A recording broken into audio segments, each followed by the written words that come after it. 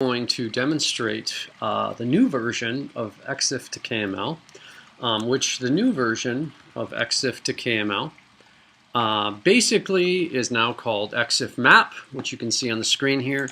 I've navigated to the appropriate folder structure that I want to be in. I'm on my desktop. I have that Python script on the desktop in supporting files. And so I'm invoking that by typing Python. I'm typing the Python script, XifMap.py, and I'm giving it an option of -f, and I'm providing, that stands for file folder, and that is I've also added the file folder here to the left. And then I'm going to go ahead and run that command. What that's going to do is it created a new KML file. And we're going to go through this really quickly. This is exactly what Xif to KML did before. It actually provides you a list of what was not mapped within that folder. It provides an icon, and if we select that, it provides you on-screen viewing of some of the what we would, or at least what I would consider to be important Xif metadata for a forensic examiner. We're not going to go through all those tags. You can certainly do that on your own. And then, of course, we have a photo overlay that you can actually, it links back to the actual photo within that folder, and then I can actually look at it while on the map, which we're not going to get into too much on the functions of Google Earth. One of the other things that it added was a line, and that line provides you a sequence from a date-time perspective that those images were taken in. It doesn't necessarily mean precise movement of a particular device, but it does show you what the tags are saying was the order that those images were captured in. And please keep in mind that obviously Xif metadata tags can be altered, so please keep that in mind, especially if you're in a forensic examination.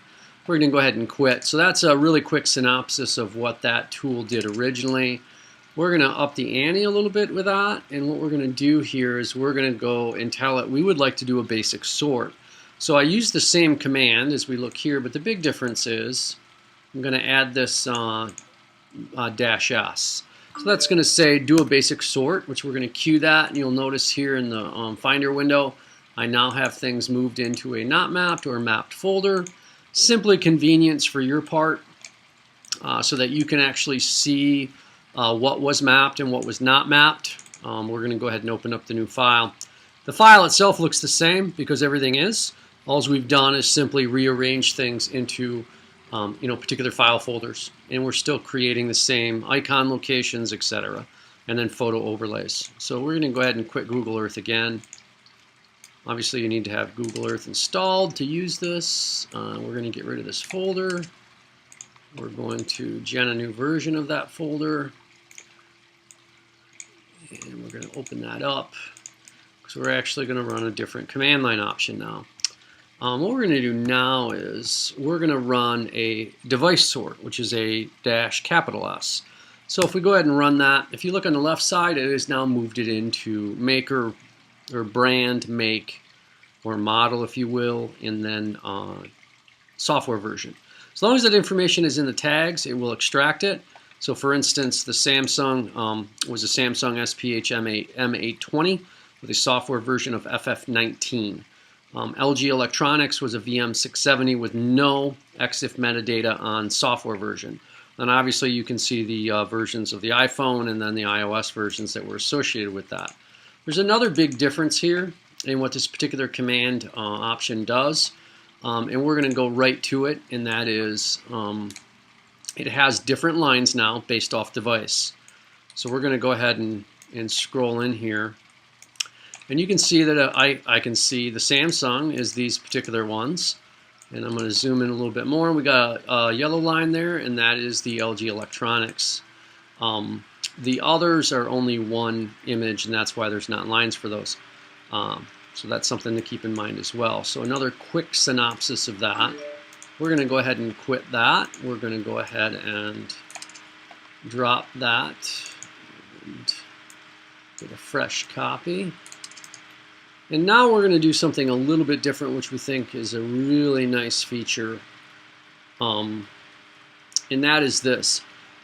we're going to actually invoke the command again. We're going to use the device sort, but we're also going to give it we're going to say we want to set a radius of 500 kilometers with a GPS point. And so the lowercase l is latitude, uppercase L is longitude. Those are the options for that. And we've given the decimal degrees locations of that GPS fix. So we're saying highlight any images that are marked as captured within 500 kilometers of this GPS fix. Lowercase r is miles, and it'll do a conversion for you. We're going to go ahead and run this. That's done already. And we're going to open this up, and we're going to wrap up this quick demo. So the big difference here is we've done a device sort again, but now we've got some different icons. And yeah, the icons here, all of them are within 500 kilometers of that GPS fix. If we take a look at the one down here, it's a standard phone icon. So this is a pretty simple view, but what you can do is you can say, please highlight any particular images that were captured within such and such of a radius of this particular GPS fix. So for instance, if you had a case where you had a particular event happen in one location and you want to see all the images captured within 10 miles of that, you could see that on a map. And then of course it actually, instead of using the camera icon, it's using the red paddle. And then of course we still have the standard icon for those outside of that range. So that's a really quick demo. There's going to be some more information coming out on this. We're also intending to make this into a GUI version. So for now, this is a preview. We're going to do some more alpha and beta testing here before we release that. But that will be available for download soon. It will be basically freeware. You can use that. Hopefully it will help in cases where you need to accomplish some quick sorts of a potentially large amount of images in relation to your investigation. So thanks for watching. Hopefully you'll find the tool useful, and we're going to go ahead and wrap up. Have a great day.